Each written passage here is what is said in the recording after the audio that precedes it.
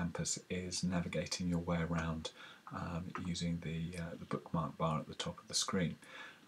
First two icons you come to, the My Big Campus logo and the house logo, will automatically, wherever you are in My Big Campus, take you back to this page. So if I click along there, it will refresh the page and take me back to the activity page.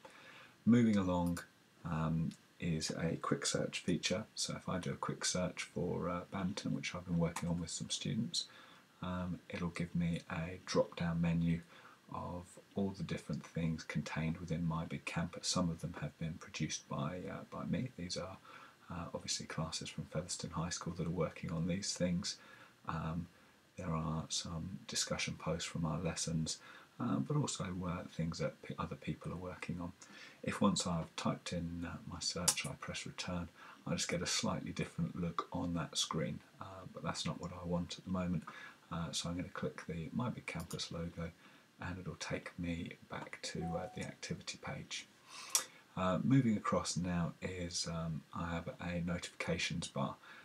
That will automatically show any new notifications that have been made. So again, if I click on it, I'll see any new notifications along there.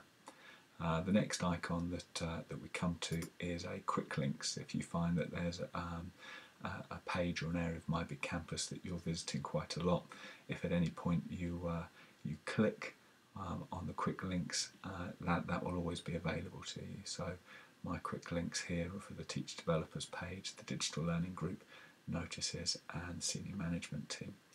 The next icon you come along to is your own personal account. If you click on that, you can use this to edit your account information and various other things. So that's my account details there. I can also look at what permissions I have and what things I can do within My Big Campus. And similarly, I can also sync some other tools that I use, for example, my Google account and my Twitter account to be integrated with My Big Campus. As you move along, there's a very neat tool for reporting, which we'll talk about a little bit more. This allows me to see any activity that's taken place on My Big Campus, and a very useful part of this is that I can also look at not just content that's been saved there, but also anything that's been deleted. So I can choose exactly what I want to search for. I can choose whether there's any particular groups or anything that I'd like to make sure it contains. I'm going to look for non-deleted and deleted content. If I click search here, it should give me a list of 16 results that have happened today, and interestingly at the bottom is some deleted content there. So that's stuff that the students have entered, and some of them have responded to a bit of feedback and changed it round. A very useful feature of this is that I can look into any suspicious activity. My Big Campus is monitored in several ways, both by My Big Campus themselves, also by the administrators at Featherstone High School. But it's very important that you as a class teacher are also monitoring it, so I can look for any suspicious activity. And unfortunately, we've been doing a bit of work on badminton with some Year 12 students, and the word shuttlecock has flagged up as some potential abuse, so there's nothing to worry about there. The last two bars that we're going to look at is the library.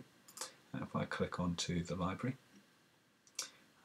what it will allow me to do again is to search for any topics that I'd like. So for example, if I was doing some work in science on cells, I could have a search for any content that had already been posted on My Big Campus.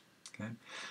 Quite usefully in the library as well is if there's not the content that I want, I can choose to add my own content. So if students don't have access to certain YouTube clips or websites through My Big Campus, I can make this available to them.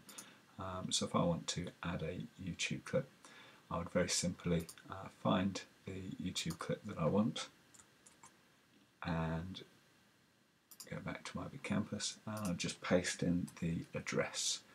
I then click Get Info, and it would fill that in automatically. I just need to add a few tags.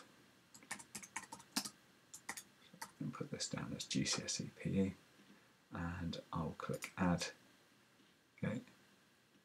Oh, I'm missing a field. I do need to just select a level, and I'm also going to have to select, unfortunately it's in American grades, so I'm going to grade this for 12th grade, and then I'll add, and that resource will then be added and available for myself and my students. I can distribute this however I want. The very final part of this that we're going to look at is the help section, and if at any point you're stuck on My Big Campus, you can post a question, but there's also lots of topics to questions that have been posted by lots of other users as well. Okay, that's our first section.